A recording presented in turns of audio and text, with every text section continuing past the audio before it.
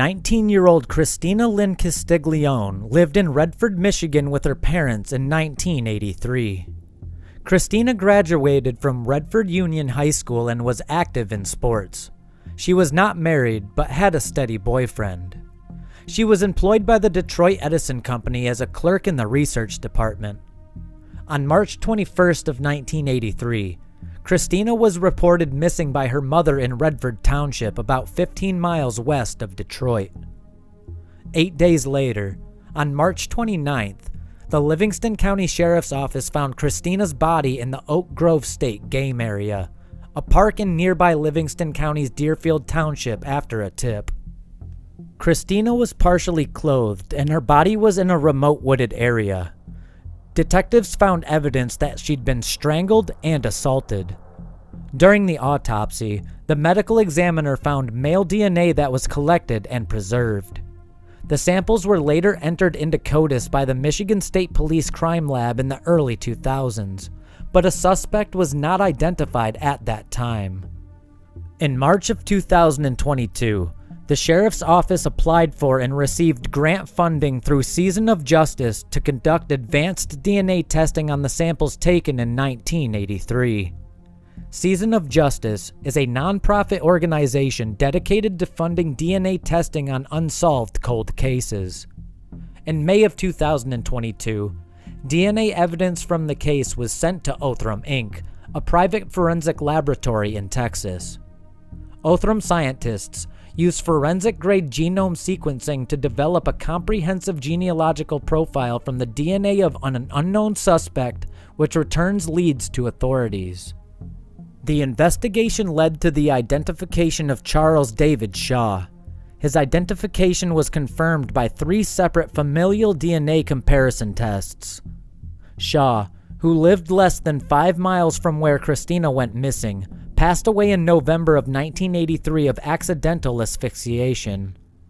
Based on information received from Shaw's family, the sheriff found out he was an addict with a disturbing life who struggled with mental illness and his gender identity. Shaw had several interactions with law enforcement beginning at a young age.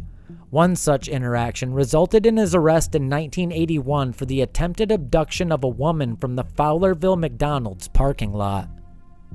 In 1973, Shaw was arrested by the Livonia Police Department on breaking and entering charges. In 1977, he was arrested by the LPD on a drug possession charge, and in 1982, he was arrested for larceny of women's shoes from a Kmart. Livingston County Sheriff Mike Murphy said, "When there's a slaying, there's normally some sort of a connection between the victim and the suspect, and in this case, there was none." That's one of the reasons that this was 40 years in the making. There were no tips, there was no evidence. There was no indication that would lead us to Charles Shaw. The work that was done back in 1983 to preserve the evidence to process the scene was an outstanding effort by everybody that was at the scene. Detectives as well as the responding deputies, Murphy said. "We are hopeful that the surviving family members of Christina Castiglione, along with victims and families of other violent unsolved crimes who have been awaiting justice for decades, experience closure as genealogical DNA continues to help law enforcement advance efforts to achieve justice for victims." Investigators have always believed Christina's case could be linked to others, such as Kimberly Louiselle and Anna Marie Doragazzi. Kimberly was 16 and lived with her parents and 2 siblings in Green Oak Township near South Lyon, Michigan in the spring of 1982. She had been dating an older guy from Redford, but he would soon be moving to Detroit, and the two had wondered if it might be best to call it quits soon, rather than attempting a long-distance relationship. Nevertheless, Kimberly had gone to see him and his family for a couple of days and was set to return home on March 20th of 1982. Her boyfriend's brother dropped her off at the corner of 8 Mile Road in Merriman and Livonia, and she planned to catch another ride the rest of the way. However, Kimberly hit a snag at that point in the journey. Although she appears to have had made several calls in an attempt to find someone who could drive her, she failed to get through. The teenager may have decided to hitchhike instead, which she did regularly and which was still common at this point in the 1980s.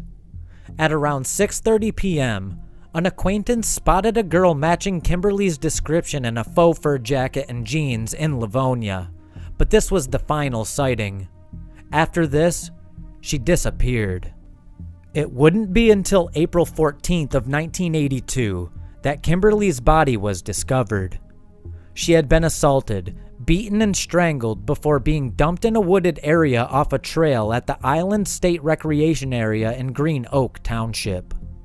Cindy Arthurs is Kimberly's sister, and she was 13 when the crime took place. She said that the loss of Kimberly, who loved riding horses, writing poems, and hoped to be a nurse when she grew up, deeply affected her. Kimberly's case is assigned to Michigan State Police, but is also regularly viewed by Livingston County Sheriff's Office. However, Detective Lieutenant Eric Darling said the lack of reasonable and tangible leads is proving frustrating after all these years. 20-year-old Anne Marie Doragazzi lived in a trailer at Camp Dearborn in Milford, Michigan. She did not own a car and would regularly walk along General Motors Road to buy snacks and drinks from a nearby gas station. She was last seen on September 27th of 1981, and her partially clothed body was discovered in a ditch west of Martindale Road 2 days later. Like Christina, Anne Marie is believed to have been slain elsewhere before being dumped by the roadside.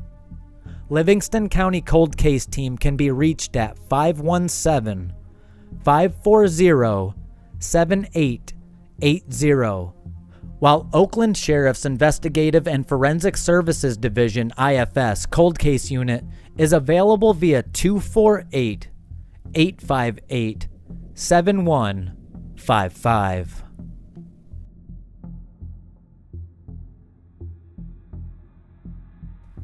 41-year-old Barbara Brodkin lived in Toronto, Ontario, Canada in 1993. She worked as a secretary and was a single mother to her 6-year-old son, Zachary. On March 19th of 1993, Zachary found his mother's body and called 911. Her body was found sprawled out on the floor near the closet in her bedroom in her apartment on Balliol Street. Barbara suffered a stab wound to the chest. There were also indications she had been strangled. At the autopsy, Barbara's fingernails were clipped and stored so they could later be used. From the outset, the prime suspect in the case was Barbara's ex-husband, Christopher Barry, due to their domestic history. The Toronto Police Service vigorously interviewed Barry 4 times, during which he denied he had anything to do with what happened to Barbara. He had an alibi and provided hair and saliva samples. Barry was never arrested and passed away in 2009. In 2017, police resubmitted Barbara's fingernails to the Center for Forensic Science, which found DNA under her fingernails. In 2018, it was determined that the DNA belonged to Charles Mustard. 69-year-old Mustard was arrested and charged with taking Barbara's life on October 19th of the same year. During the trial, Mustard took the stand in his own defense. He denied taking Barbara's life. He testified that the last time he saw Barbara was a few days before her body was found, saying the last time he saw her was when she sold him some marijuana. Barbara was known to sell marijuana out of a little cosmetic-type suitcase from her apartment. That suitcase was missing when officers found her body. She also only had $12 in her wallet. Crown prosecutors argued that the motive for this case was robbery. Her body was found lying inside her bedroom closet, close to where she kept her marijuana and cash. During the trial, it was revealed Mustard has an extensive record for theft and assault. He was let go from his teaching position after being charged criminally in 1992. At the same time, he testified he was working in a restaurant and did not need the money. In February of 2023, Superior Court Justice Brian O'Mara told Mustard that he had been found guilty. Mustard still proclaimed his innocence as he was handcuffed and led out of the downtown Toronto courtroom. Herb Brodkin, Barbara's cousin, said, "I thought it was a very well-reasoned verdict. I'm very proud of the judge for what he did." Brodkin said he is also grateful to Toronto police cold case investigators for never giving up on the case. Charles Mustard will soon be sentenced for the crime.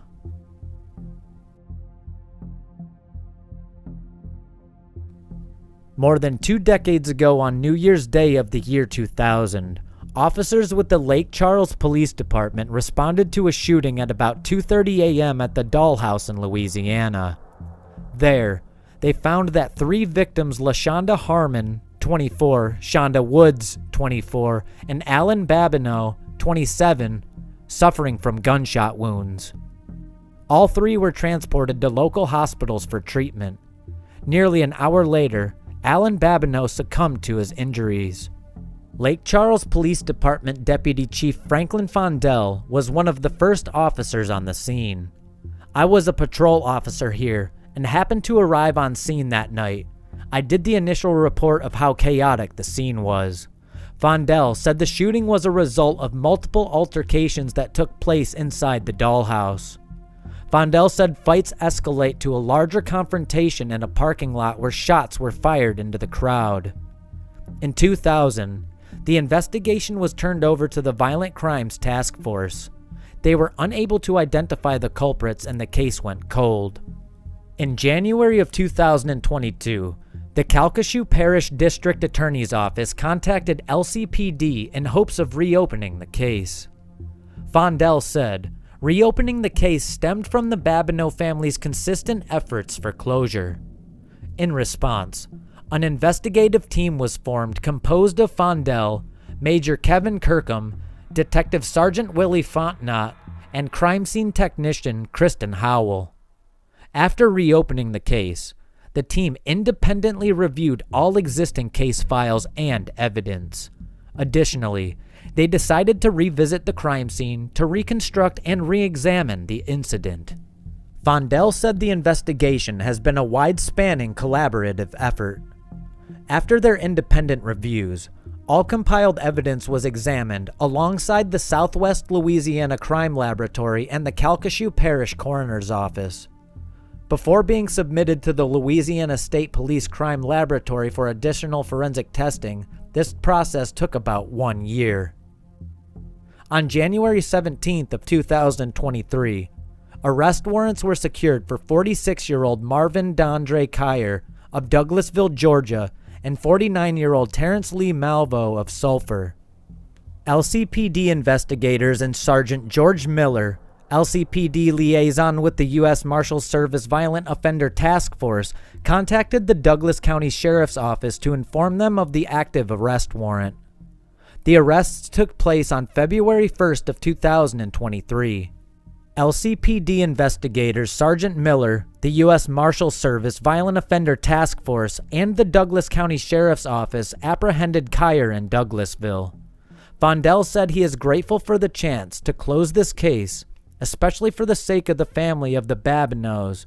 "Having this opportunity, I'm just glad I could be part of this investigation. The Babineaux family was struck real hard." "This is just the beginning of closure for the Babineaux family," Fondell said. "For 23 years, this family has been waiting for closure and waiting for healing."